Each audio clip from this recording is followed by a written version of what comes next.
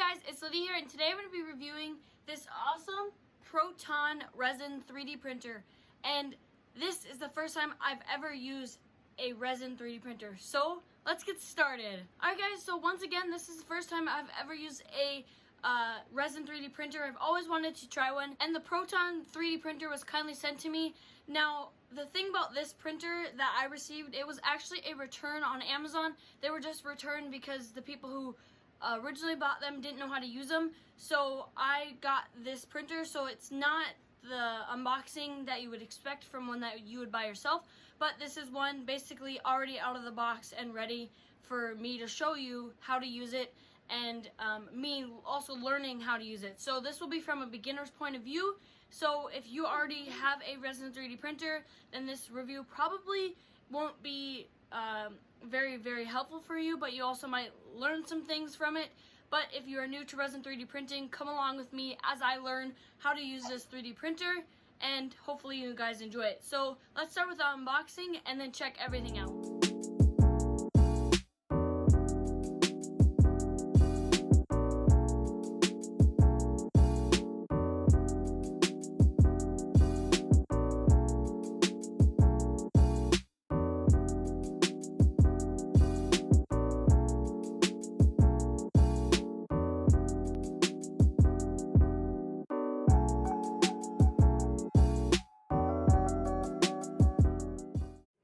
Alright, so we have the printer on. Now, because my printer came used, basically, some things I realize are missing. There's no knob up here on the top, or on the opening part where you can open it here. And then also my knobs on the sides in here that hold this little tub in for the resin are missing, so I had to find some extra M5, I believe, screws that will hold it in. So that's all I really had to do for this. But for you guys, if you order it, those will be in your package. But one thing I wanted to let you guys know is, as you can kind of see already, this is like a solid yellow. Now that's only because there's some film on the inside, and so I'm just gonna have to take those off, and then we can start looking at the actual printer.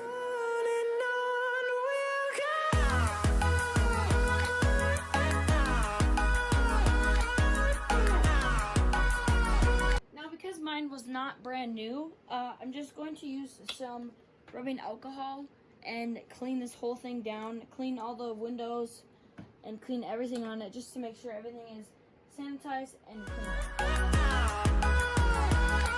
Okay, so this is the printer. Now, I did want to just let you guys know that you should do a Z-axis check on this first before you do anything with resin. So all you gotta do is go to Tools, go to Move Z, and make sure it moves up and down easily. And also, what you want to do is make sure that there's no wiggle in your Z axis.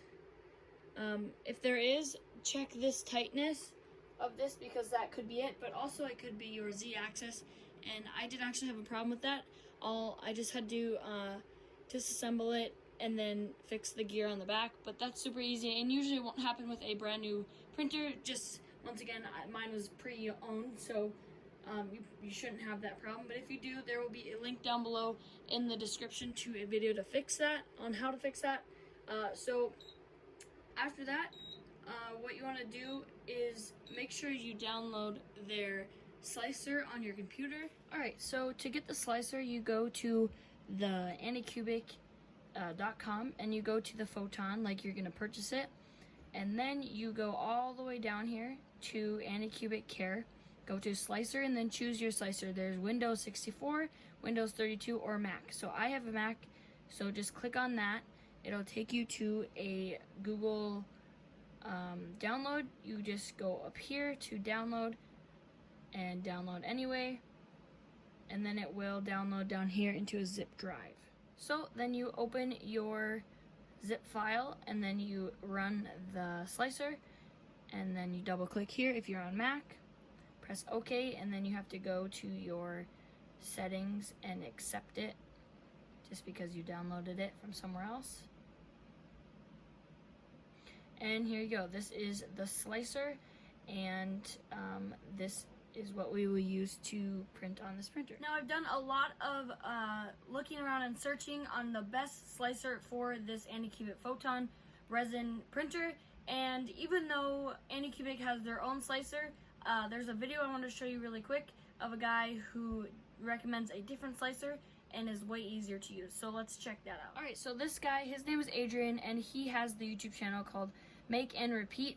Now this guy is really awesome. He does lots of woodworking and 3D printing, but he also made this video for his Anycubic Photon, just like what we are reviewing today, and he uses the slicer called Chi2 box slicer for his resin printer, and the same exact printer we are reviewing today. So I'm going to download that instead and use that and show you guys how to use it. So to get this slicer, it's super easy. You just go to chi2box.com, and then you just go to Chi2 Box free to learn more, and then you just go to up here to download, and then you choose what you're going to download it for. So I have a Mac, and so I'll just click on Mac. Once again, it's got Windows 64 and 32, Mac and Linux, so you can just choose what you want. Also, you can choose beta or stable. I'm just going to keep stable on. You click that, and then you're going to fill out your information to sign up, just so that you can have an account, and then we will download from there. So once you actually make your account, you're going to have to go back to download up here, and then go back to the beginning what we did, and then you'll be able to download it. You just have to make an account and sign in before you can actually download it. So it'll be downloaded down here just like the other one was, and we'll open that and start it up. So once we have the app installed, all you have to do is go to your applications and then go and find what we just downloaded. So here it is, Chi2 box, and I actually have it open already. And so this is what it looks like. So it's really similar to the Anycubic version of the slicer, but this is super easy to use. So now what you want to do is go to Thingiverse. So we're gonna download the first cube for this printer to test out how good of the quality it is. So once you find the lattice cube, I believe it would be this one. It's the hollow lattice cube. There's a bunch on Thingiverse, but I'm just going to test with this one for right now. I believe on the USB stick that comes with the printer, there is a already ready file for you to print with it, but unfortunately I don't have that right now, but I will be getting it soon. But right now we're just going to download this, and then we're going to drag and drop it into our slicer. So there we go, and obviously as you can see the STL file is too big, so we are going to have to scale it down. To be able to set up our actual machine, all you have to do is go to settings and then machine, and I believe there is, you can actually get your certain machine. So you go over here to add a new printer, and then we have the Anycubic Photon, and so we're just gonna click that, and everything should be set up here. And this is where you fill in all your costs and stuff. So let's say my cost for my resin was $20. And then this is all the details and stuff for your machine. Now you can set them to your preferred, but for right now I'm just going to keep it to this because if you guys do the same exact thing, then we should have the same outcome. So infill is none, and I know that you can set different types of infill on here, and then you can just go to advanced. But we're going to keep it here, and so we're going to close out. Now, again, for the scale, you just go over here, and there's a bunch of different settings. You can rotate it, you can move it, and the third one is your scale. So I'm just going to scale it down, or you can go to scale to fit, and so that is the max size, and we can go centered. So if you move it on accident, like that, as you can see, you just go over here to centered, or put on plate, or reset. So if I reset it, then it'll go back to what it was before. And then I believe you can also mirror. So if you have two different parts that you want a certain way, you can use this. But now we're not going to use any supports for this, just so we can see how well the printer actually does. Also, there's one setting I want to show you guys up here. It is the hollow button. Now if you have a bigger print, that would not be this test print, you would want to hollow it and you would want to make sure that you would have inner selected and the wall thickness also selected. But because this is such a thin print, we do want to keep it as solid as possible, just once again so we know how well this printer can work. And I don't really want to mess it up by making it hollow because I know most people don't print it like that. I did want to mention really quick that there is a little like kind of diamond up there on my model. So I don't know if your guys' model that comes with the machine will have this, but if that shows up on the end result of the print, then we will know why. So now we're going to just go to slice because everything is set up and scaled correctly. So we're gonna slice it and bring it to the USB stick. So one thing we do want to do before we do anything, before we slice anything, is we want to level our printer and make sure this part of the printer is level to the bottom.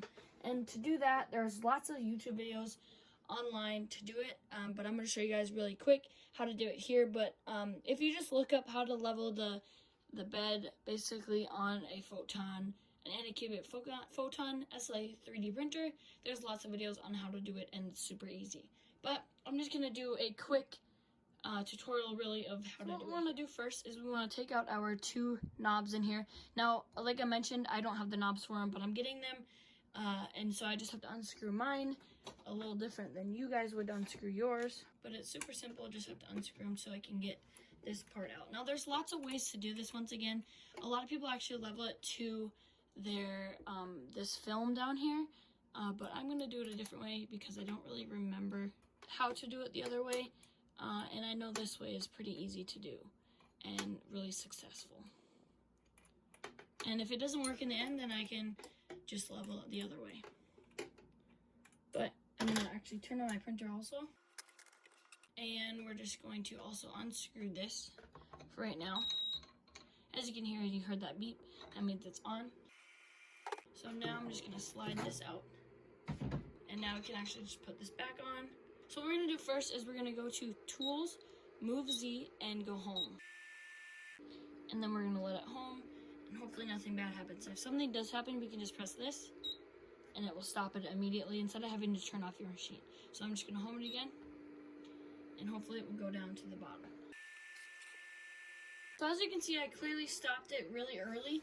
Now, because the only reason I did that is because it's low enough for me, and we're gonna set it now. So I'm just gonna get a piece of paper that is roughly about this size, and I'm gonna lower it 1 millimeter till I feel this snag.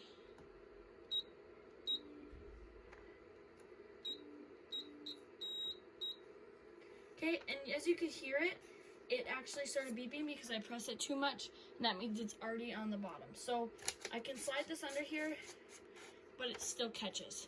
So now I'm going to loosen this bolt inside of here, and that will loosen this thing because it moves around, and then we can make sure it's flat. The reason why you have to adjust this is because I can feel that on this side it's really, really loose, but on this side it's really hard to pull out. So that means this is not flat. I just want to mention again with this there's a little nut in there. And you want to just use an Allen wrench to loosen it before you actually lower it, because now it's wiggly, and now we can lower it to where it will be actually flat. So now I'm going to switch to the 0.1 millimeter and move it down.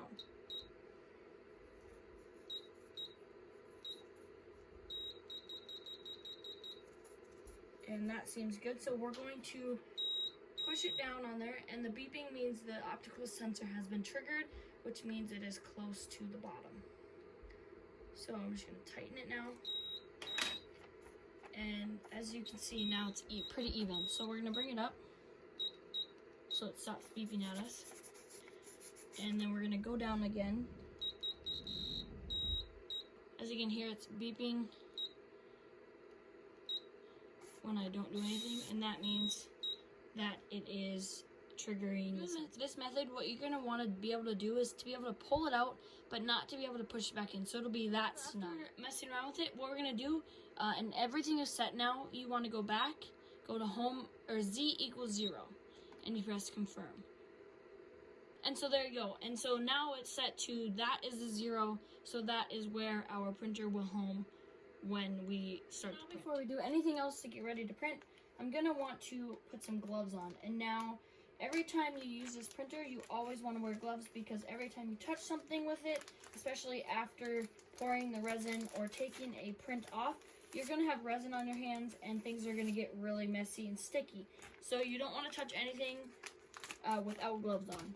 So they actually come with a couple pairs, and you don't want to use latex gloves because apparently the latex will go right through them, but just use a different kind of gloves. I don't really know what type of gloves these are, but I guess they're not latex because you don't want to use latex. So with that saying, you can't reuse these gloves after using them because the resin will be still sticky, so you might as well just go out and buy a bunch of gloves for this machine and for 3D printing with it.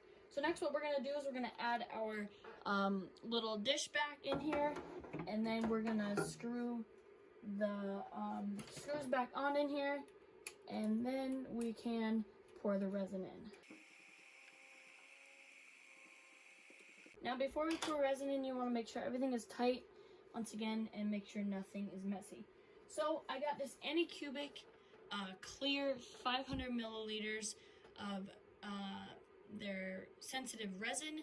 Now this runs for 20 bucks on Amazon and it's super nice, and I definitely recommend a neutral color just because you're most likely going to be painting it, and also get clear because that's just really cool, and maybe eventually you can start making your own retainers out of this stuff. So I'm going to open it up, and it doesn't have a safety lid on it.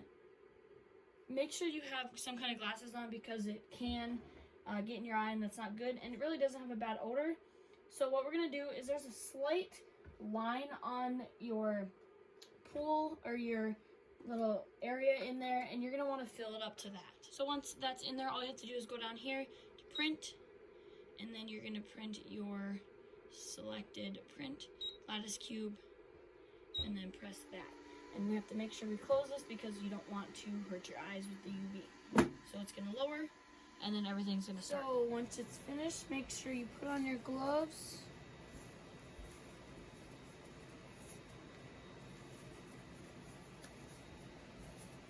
And we can open it up. And now we have our final print. So what you want to do next is scrape off your print into a bath of rubbing alcohol, and this is to clean off all of the rest of the residue from the resin, and just to clean it up a little bit before you have to put it into our little curing station. And next, as you can see here, I'm just cleaning up my little build plate area, and as you can see, I'm making a makeshift curing station. Now this is just with some tin foil, a cardboard box, and an old nail curing light.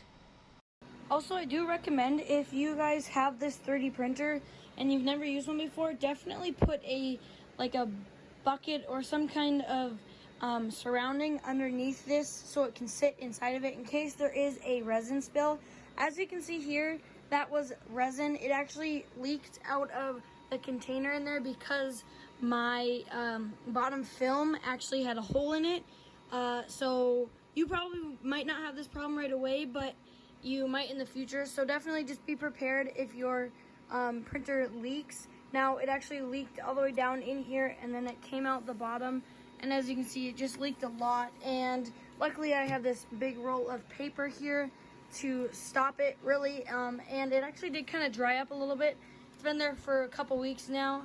As you actually can see here, another print is just finished, but yeah, definitely just put maybe like a pan under it or something. I've seen people do that before, so that's what I'm gonna go out and buy next. But yeah, now, one thing I actually have noticed, as you can see, I have the clear resin here, and right up there you can see it's super clear.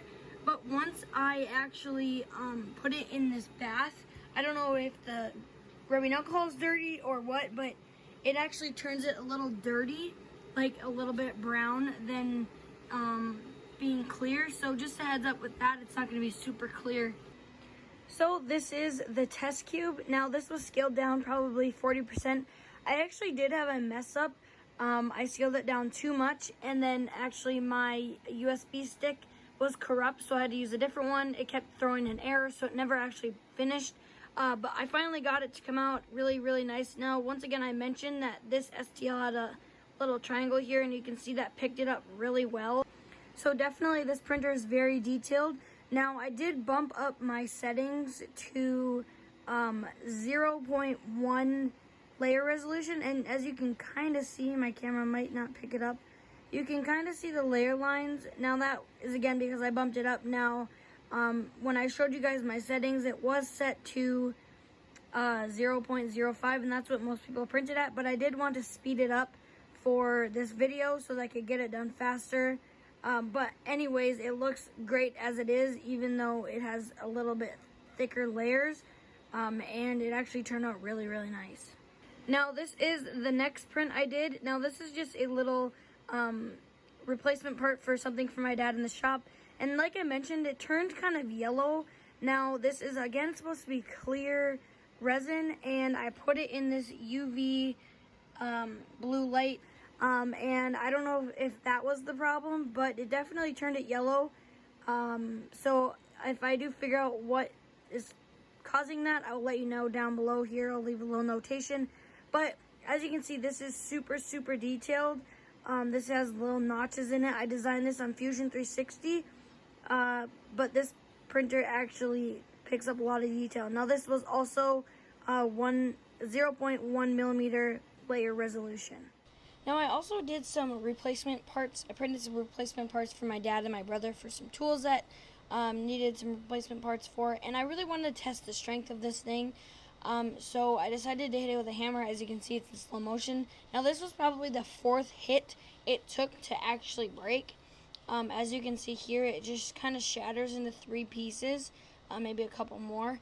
But I know there are other resins out there you can get for this SLA or Resin 3D printer that are stronger and are actually for engineering parts and stuff like that.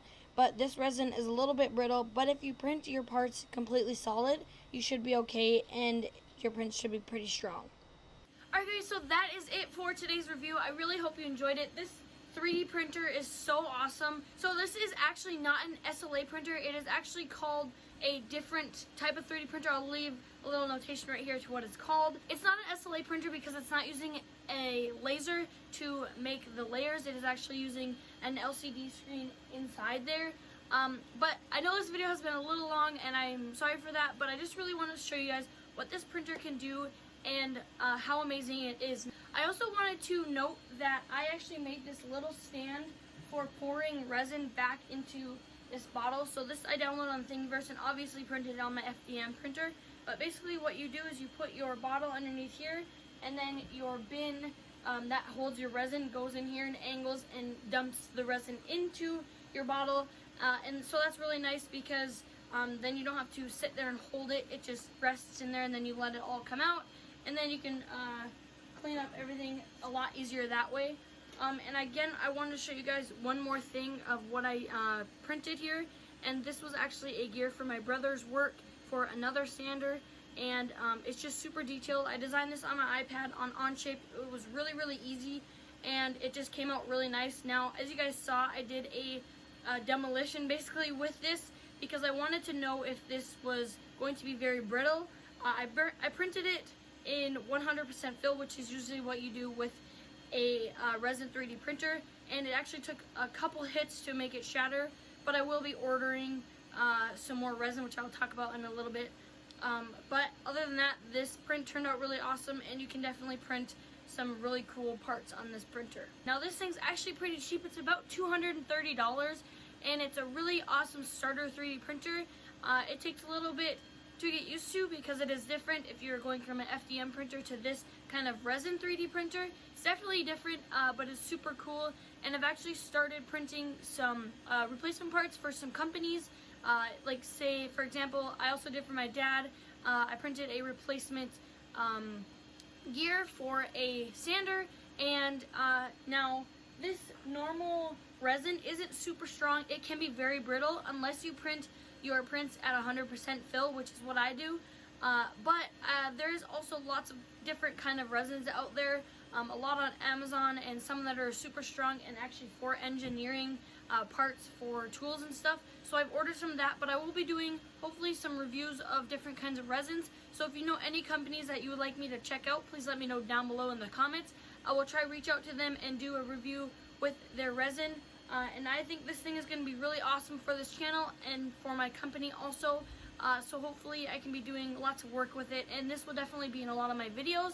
This thing helps with lots and lots of detail. You can print such small things on it, and even though the build plate isn't so big, it is just the perfect size for the small detail parts that you want to print on it, because most things you can print on an FDM printer, but then you can do the detailed like figurines on this type of printer. So I will leave a link to the printer down below in the description, and if you guys have any questions, please let me know in the comments. I'll be quick and ready to answer your guys' questions and your comments. This printer overall is really awesome, and I've had so much fun with it so far. Thank you so much for watching. I hope you guys enjoyed the video, and I hope to see you in the next one. Bye.